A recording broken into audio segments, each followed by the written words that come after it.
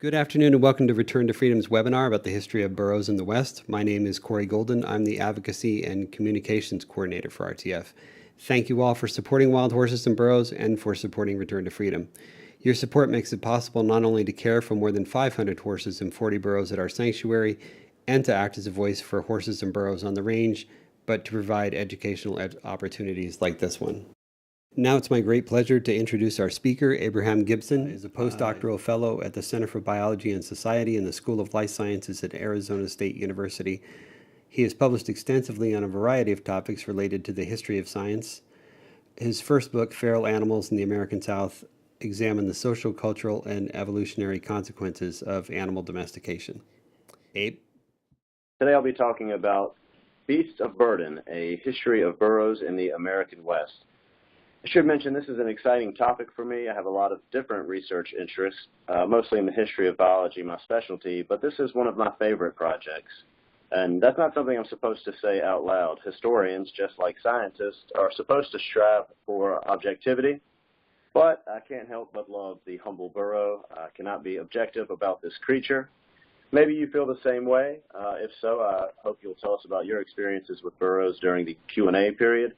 But first, I'll dive in, and before doing so, I thought I would start by talking about an entirely different animal population. Most of you already know these are the fabled Spanish Mustangs who roam the western half of the United States.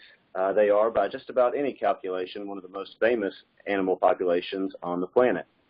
They've not only transformed western landscapes for the past several centuries, but have also played an important role in shaping the cultural identity of the American West. Roaming the nation's vast interior, they have commingled with cowboys and Indians. They helped facilitate the destruction of the bison, and they helped establish the open range. Mustangs have inspired majestic prose and wall calendars in equal measure, and they have loaned their good name to sports teams and sports cars alike. In 1971, Congress vowed to protect the nation's free-roaming Mustangs. Unfortunately, federal stewardship has introduced as many problems as it has solved, and so the ultimate fate of the Mustangs remains the subject of passionate debate and innumerable books. By comparison, relatively few people seem to realize or care that thousands of burros also roam the American West. And this audience may find it hard to believe, but many Americans don't even know what a burro is. And so I have to tell them, plain and simple, the burro is an ass. I realize that sounds funny, but it's also true. The word burro is the Spanish word for donkey or ass, but all three labels describe the exact same species, Equus asinus. So in the western half of the United States, these animals have always gone by their Spanish name, burro, a fact that reflects their Mexican ancestry. And despite their overlooked status, burros have made important contributions to the ecology and culture of the American West, and that's what I'm going to talk about today. They played many different roles during their long tenure in the region, and each new designation has influenced their numbers and their distribution and their experience in unique ways. Unfortunately, we don't have all day, so I'm going to skim several thousand years. I'll just briefly say that burros were first domesticated in Africa, and in relatively short order, they diffused throughout the entire Mediterranean world, eventually spreading throughout most of Eurasia. They prospered especially well on the Iberian Peninsula, and when Spanish explorers ventured across the Atlantic Ocean in the late 15th century, they brought their burros with them. The animals quickly proved their worth and were especially popular on the mainland in present-day Mexico, where they became an important part of Mexican culture. The first burros to enter the present-day United States crossed the Rio Grande alongside conquistadors in 1598, and finding the climate and terrain comparable to the African desert from which their ancestors hailed, these burros thrived in the American West. Their durable constitution and headstrong resilience especially endeared them to generations of settlers who considered the animal especially well suited to burdensome tasks. So during the second half of the 19th century, burros were considered the paradigm pack animal, the consummate beast of burden. They could withstand just about anything. They were unbelievably hardy little animals blessed with sure footing and a notoriously accurate nose for water, qualities that proved invaluable in the desert. Burros proved essential to a number of professions, but became most readily identified with the prospector. So, as this painting by Alfredo Rodriguez clearly demonstrates, the relationship between prospectors and burros retains iconic status even now.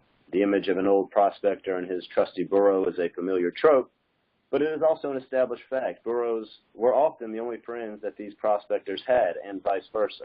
In fact, their friendship was proverbial. Prospectors and burros traveled hundreds, sometimes thousands of miles across some of the harshest terrain on Earth in search of better fortunes, and usually all they found was each other. They forged deep and meaningful bonds, prompting many prospectors to loudly proclaim that faithful burros were their closest friends.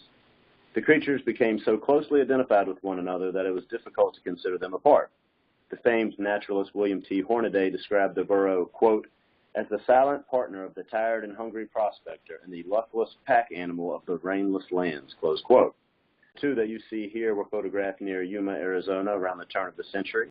This photograph was taken in nearby Death Valley. According to the inscription that was attached to this photograph, the person seen in the picture was an old prospector named Pete Daly, who had wandered over the deserts in California, Nevada, and Arizona with his burros for more than 20 years. I offer this photograph to show that it wasn't just the Southwest. When prospectors scoured the Northwest for gold and other minerals, once again, they always had their trusty burro. In truth, however, far more burros were employed in the mining operations that followed successful prospecting. So whether they were hauling minerals, equipment, or water, burros were essential to all aspects of mining operations in the American West during the second half of the 19th century. So, for example, when California's human population exploded following the gold rush of 1849, so too did its burro population. And for that matter, subsequent mining booms brought still more burros. The pack train that you see here is hauling gold from a mine near Ouray, Colorado. The next two images are going to be from the San Juan Mountains of southwestern Colorado, where mining operations demanded large populations of burros. In this example, we see that the burros are packed to the hilt and that they appear to outnumber their human partners.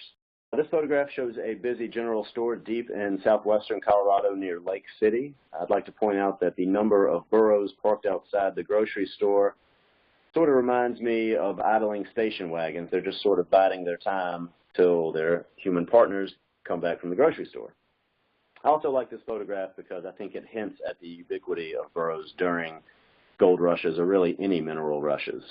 It's true that mining was by far the biggest employer of burros, but the truth is that some parts of the West are so rugged that they necessitated a fleet of burros. And you can see that this amazing photo from the Grand Canyon, which shows people in burros navigating an impossibly difficult terrain, and actually zoomed in so you can see what I'm talking about. It's actually rather incredible and clearly demonstrates the burro's surefootedness. This next image, though, is actually my favorite. If ever there was a photograph that perfectly encapsulated the plight of the burro, surely this is it. This was a promotional photograph that was taken when engineers built the cog railway that goes up Pike's Peak. There's so much to like here. For one, the burden is not only enormous, but also quite deadly. You'll notice the burro's doleful eyes, the ears in profile. He's even got one foot off the ground as if he's showing off.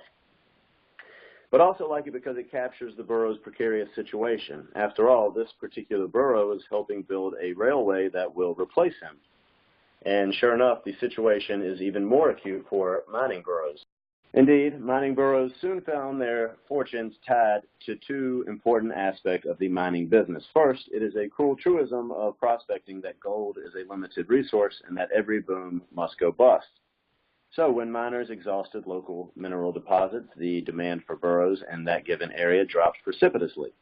Lacking a market for their services, many of these animals were cast off to fend for themselves in the wild, and most of them succeeded. This is an image from Georgetown, Colorado.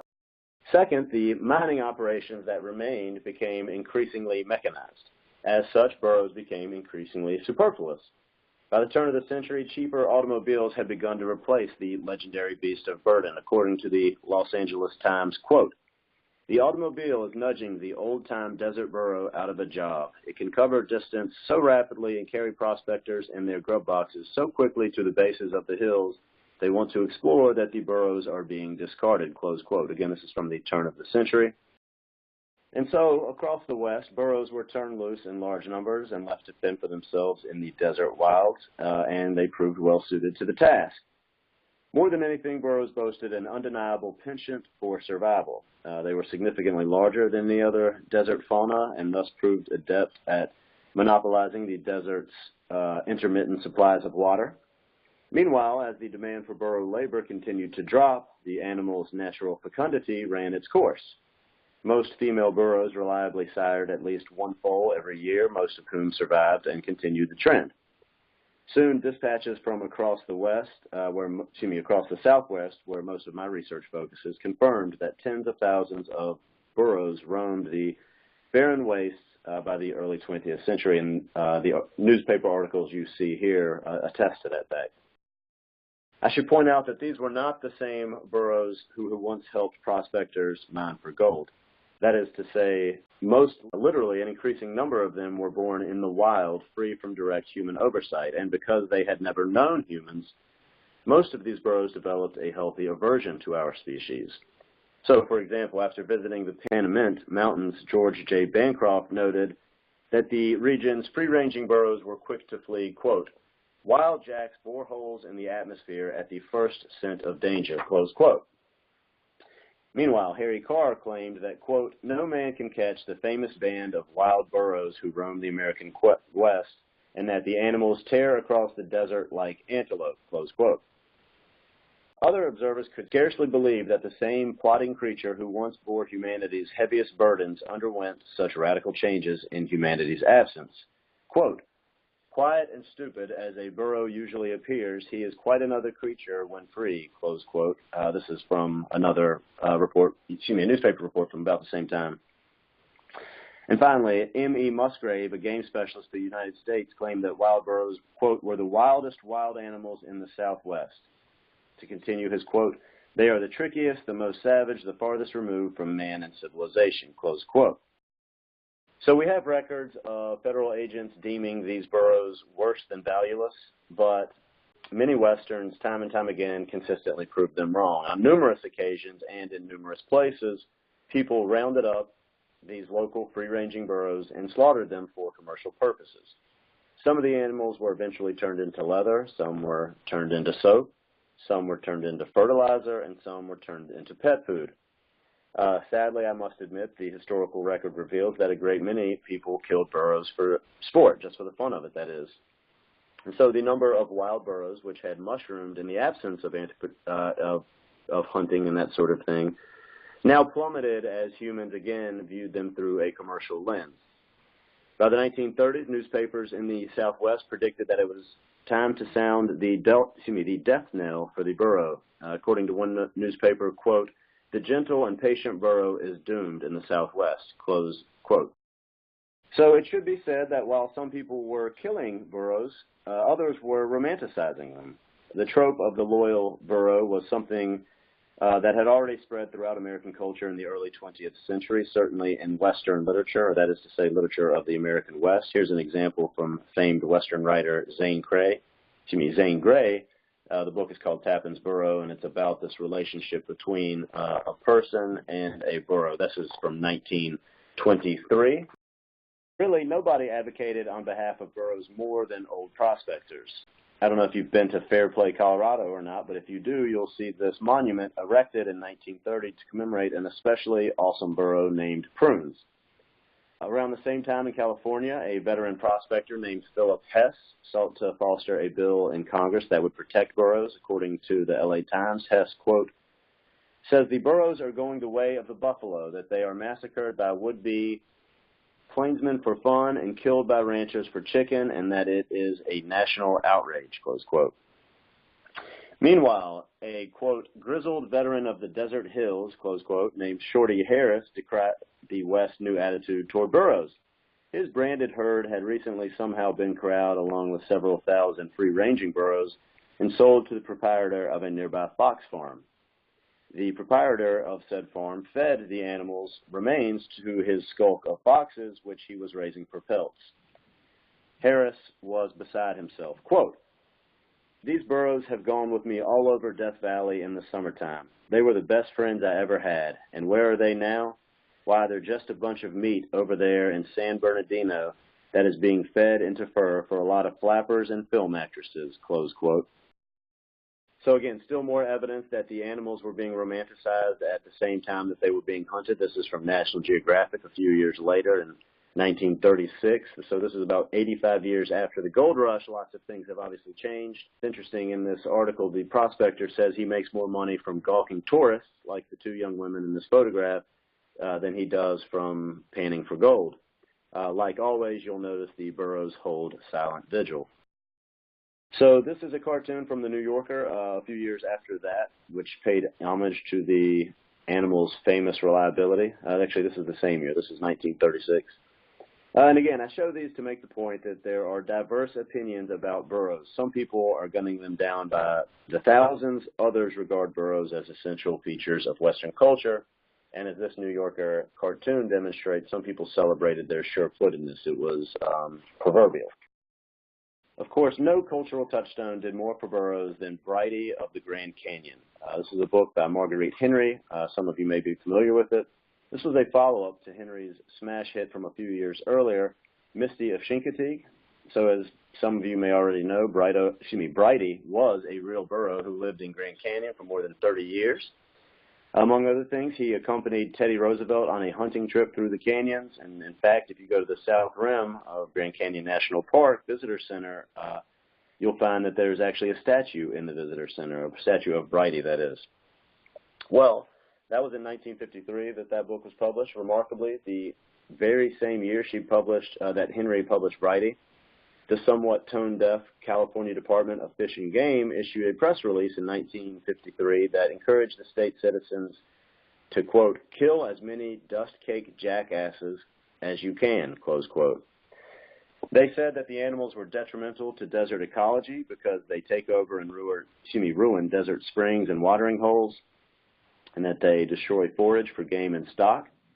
What is more, the memo continued, hunters would be rewarded with, quote, a first-rate chase and nearly 500 pounds of sweet, gamey meat, close quote. Well, California's hunters were happy to heed this call to arms, and hundreds of burros were killed for the sheer fun of it in the immediate aftermath.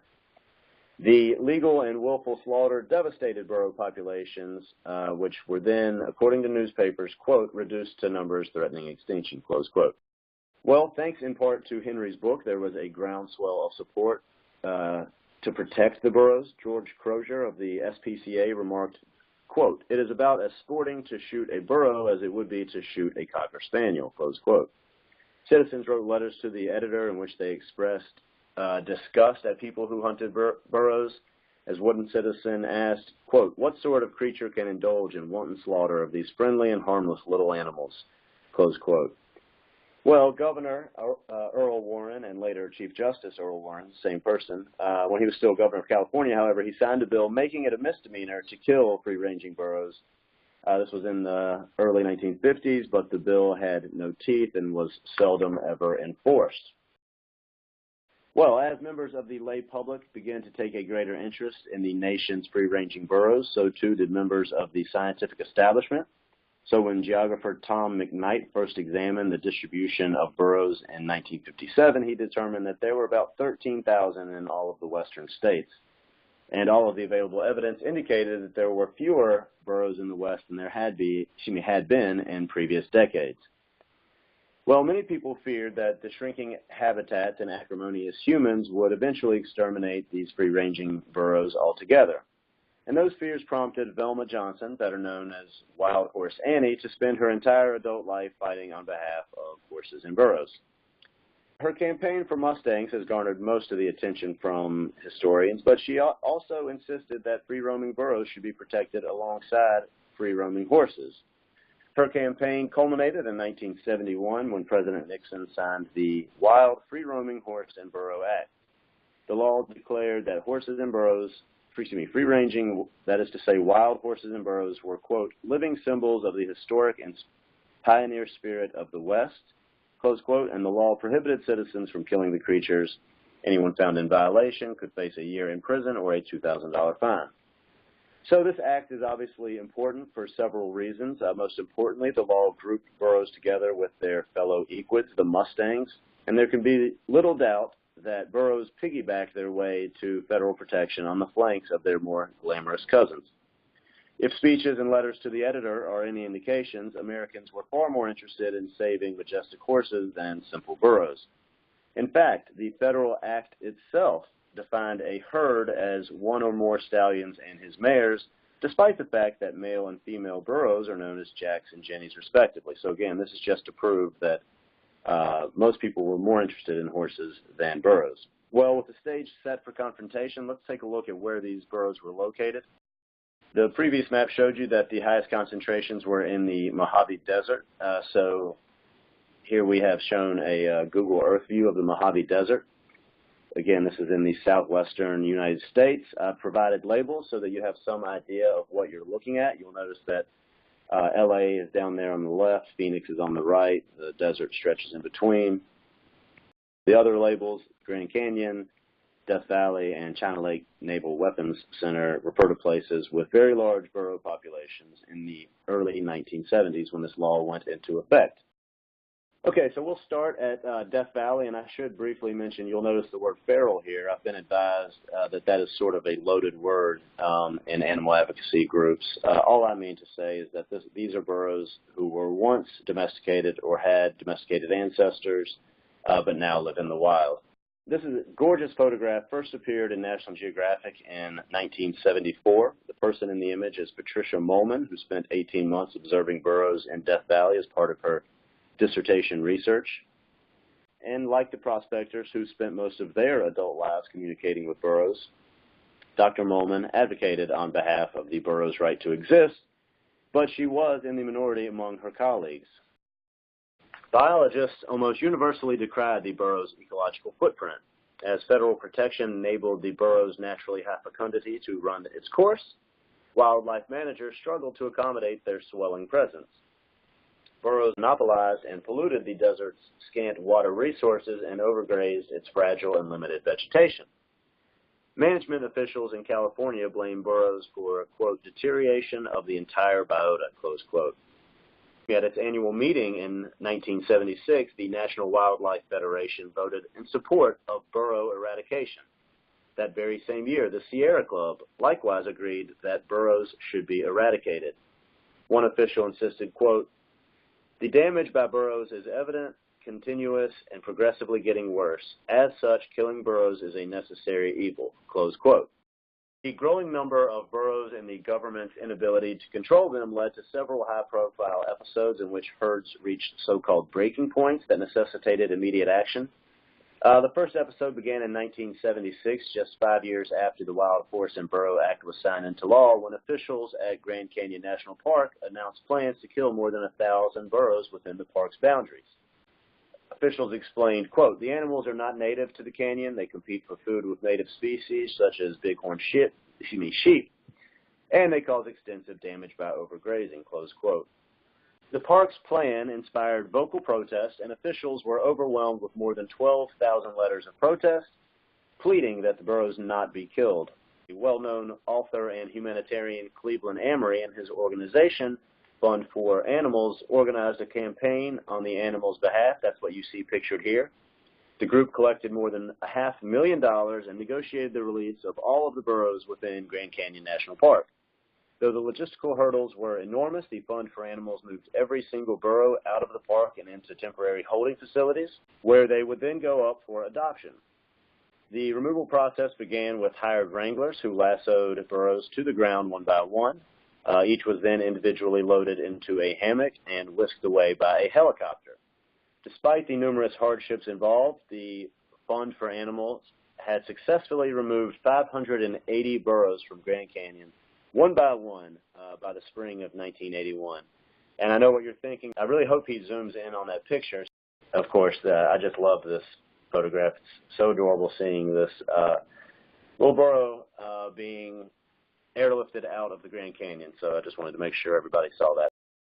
It was a remarkable achievement, but the victory was short-lived. At almost precisely the same time that burros were being airlifted out of the Grand Canyon, hundreds more were being gunned down at the China Lake Naval Weapons Center on the other side of the Mohave Desert. So again, in March 1981, and without any prior public notice, the Navy initiated a, quote, emergency burro reduction program, close quote. With or without irony, officials at the largest weapons testing center in the world contracted 2 marksmen to come in and gun the animals down from hovering helicopters, and in a matter of days they had killed over 640 burros. The killings were focused on land that surrounded the base's airstrips. Animal advocates decried the action as brutish and inhumane, but the Navy stood its ground. They claimed that burros were a threat to human life, and they presented photographs like the one you see here as evidence that the burros were a threat to pilots and other personnel on the base.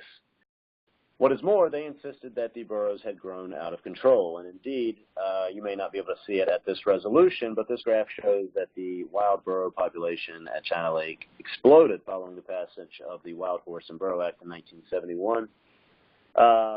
So again, there were about 800 burros at China Lake in 1965. They're given full protection in 1971. And by 1980, there are an estimated 4,500, so increased by several factors.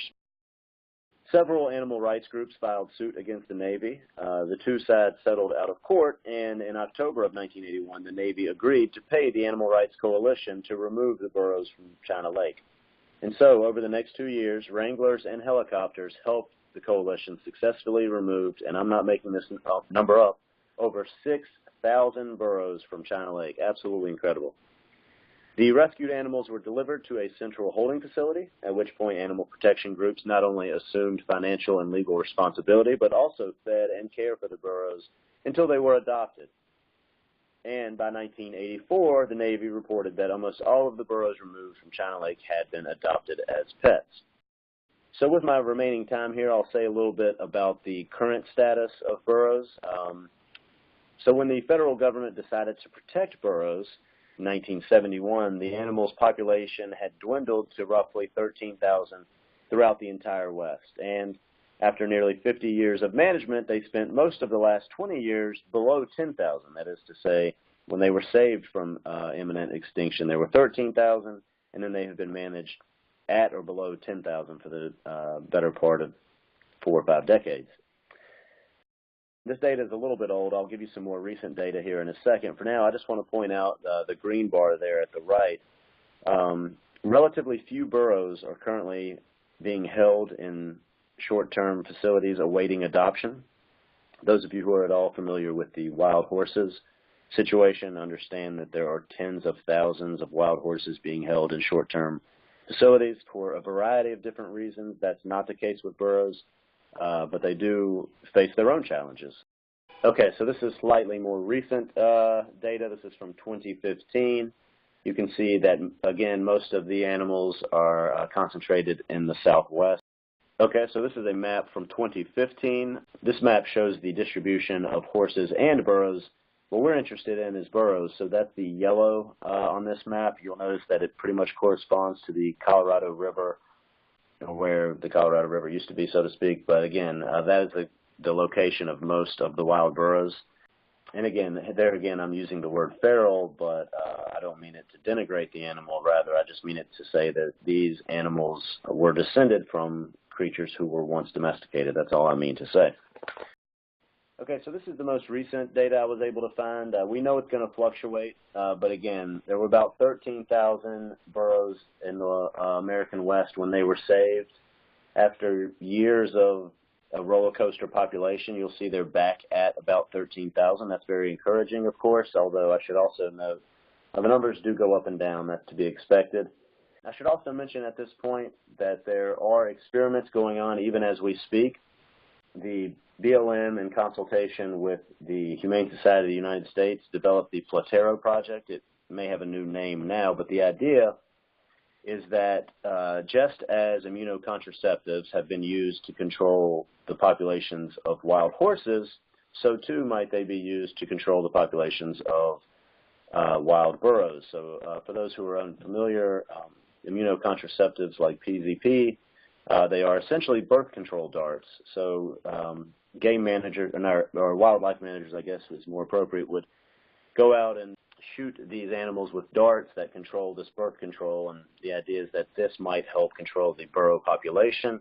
It certainly works in horses, and as I indicated, there are experiments going on even as we speak to see whether or not it works for burros. And as you could have probably also already inferred from the data, that most of these animals, the vast majority of burros, are located in the Mohave Desert, which we just discussed. If we switch to satellite view, the one down there on the bottom, you can see that the vast majority of these animals have taken refuge near the Colorado River, or at least where the Colorado River basin used to be. I know it seldom makes it all the way to the ocean now.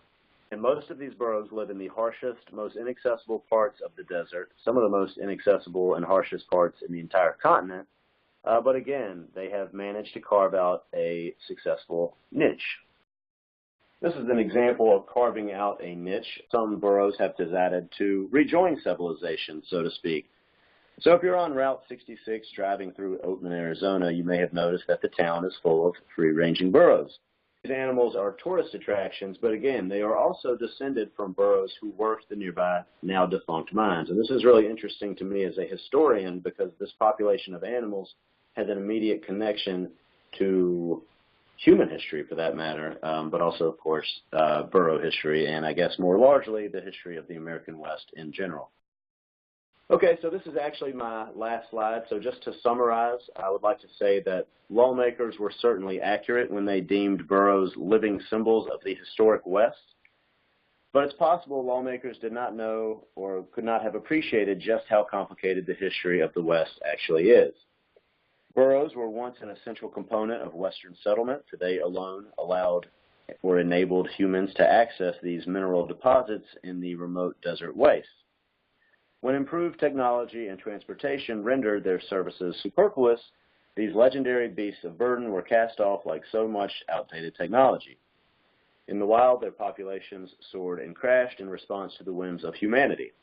When the Wild Free-Roaming Horse and Burro Act became law in 1971, it appeared that we had at long last acknowledged our historical debt to the prospector's best friend, affording the animal federal protection in perpetuity.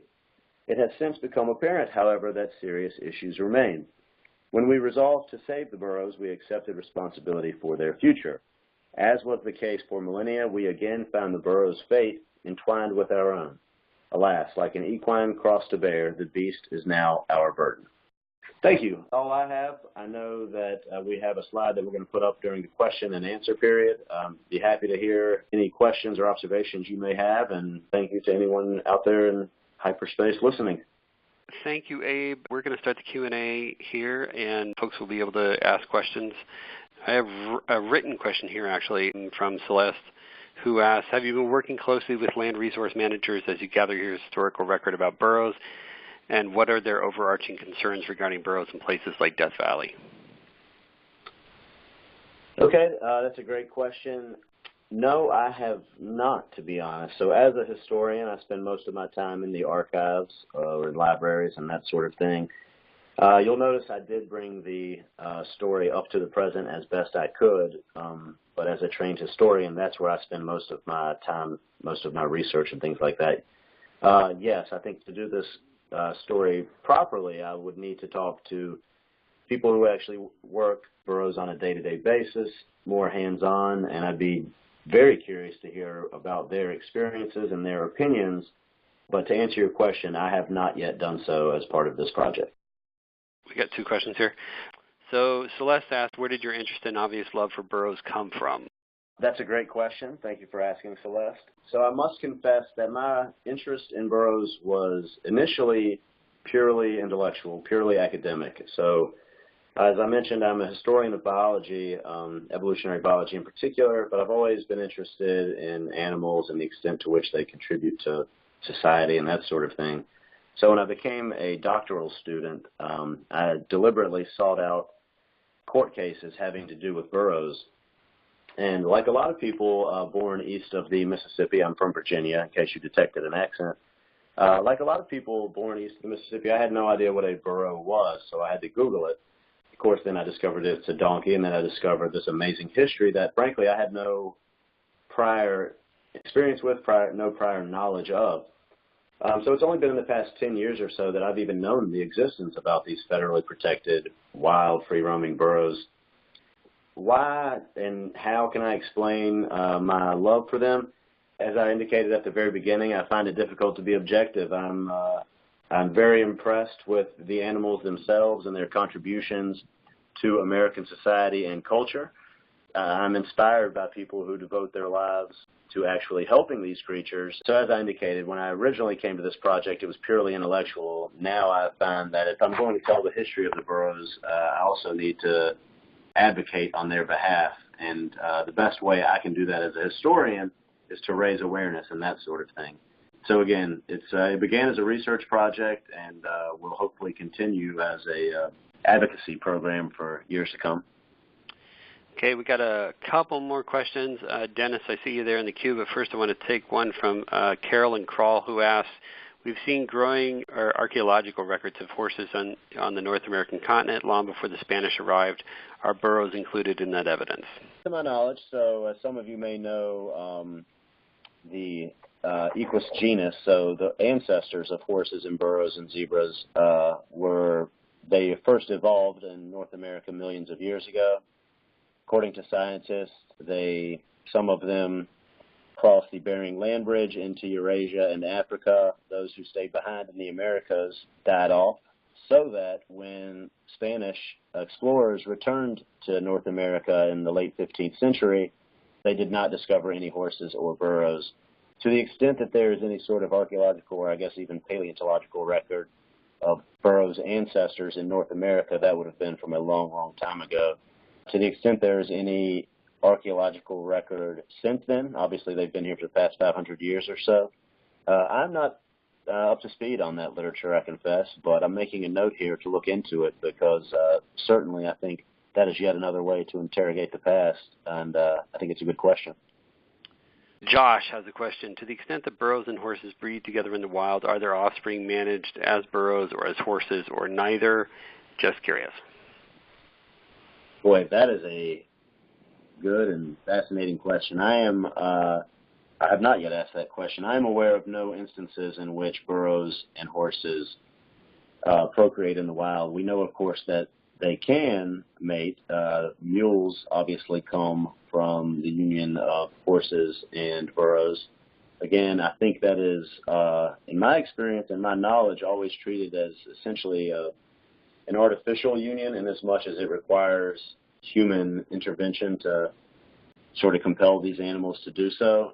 I am not aware of any instances of breeding in the wild between these two species, but that is absolutely fascinating and a good question. I need to pursue more. And Celeste, who's RTS biologist, just pointed out that there are indeed some managed as horses and burros. There are mules that are managed that way. On very few of the herd management areas get mules, but a few of them do. We would have to run down which of those HMAs had mules, but apparently there are some out there. Okay, yeah, thank you for sharing. That's fascinating. Here's a historical question for you, Abe. How much do burros cost for a prospector? You talked about their value, so what do they run to buy? You mean nowadays? No, back then. Oh, back then? I confess I don't know. These burros live a long time. We do know that. There's a famous quote from Animal Farm. Benjamin the donkey says, "None of you have lived long enough to see a dead donkey." And this would drive down their price a little bit, presumably, in as much as there is a surplus. And some of these prospectors would stay with a lone burro or two their entire lives. As far as monetary value, I'm not entirely sure, but if I ever intend to publish this, that's the sort of data that one should expect to read, so I'll make a note. So if any of you folks are in California or you have time to visit, we have a whole slate of events coming up. If folks want to see burros and wild horses up close at our sanctuaries on California's Central Coast, on our visit page on our website, we'll also have some opportunities. We'll send you a follow-up message with a link to the webinar, but we can give you a chance if anybody's interested in sponsoring a burro. We can always use help like that.